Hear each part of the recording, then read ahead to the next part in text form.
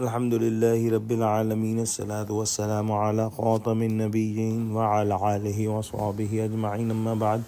فأعوذ بالله من الشيطان الرجيم بسم الله الرحمن الرحيم قال الله تعالى في سورة هود إلى الله مرجعكم وهو على كل شيء قدير. Translation: Unto Allah is your return, and He is authority having power over everything. In the previous ayah we studied that Allah subhanahu wa ta'ala asked Prophet Muhammad sallallahu alayhi wa sallam to say that as forgiveness from your Rabb, so turn to Him in repentance. Allah subhanahu wa ta'ala will give enjoyment of this life and provision of good things for a specified term, and will give His favor and bounty to all persons of grace doing favors.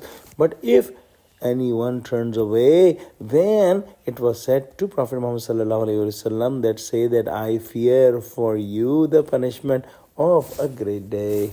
In today's ayah, it is mentioned that Allah subhanahu wa ta'ala is in total control and everyone has to return to Him.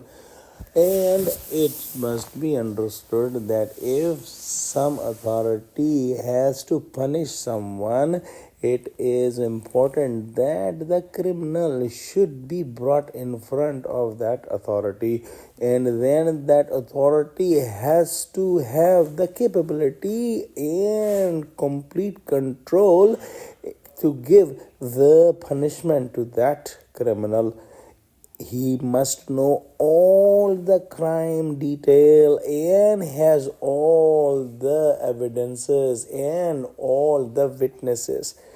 In Ila Marji'ukum, it is said that everyone, whether criminal or a good person, have to go in front of Allah subhanahu wa ta'ala in the hereafter. And in وَهُوَ عَلَى كُلِّ شَيْءٍ قَدِيرٍ, it is said that Allah is the one who has the complete control and complete capability of doing everything.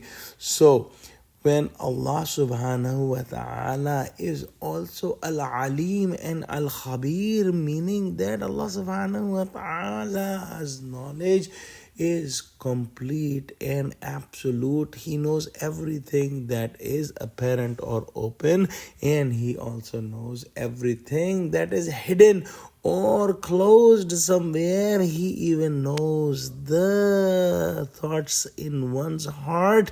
So it is impossible that any criminal may keep the crime private from Allah subhanahu wa ta'ala. An extremely important point here must be understood that the firm belief in the life of hereafter is the strongest motive of one's correcting actions and getting more hasanat and doing good deeds. Because if someone is sure, 100% sure that he has to stand in front of Allah subhanahu wa ta'ala, he will do good deeds in this life and will try to make his appearance in front of Allah subhanahu wa ta'ala easier by not doing crime, not doing sins, and doing the good deeds.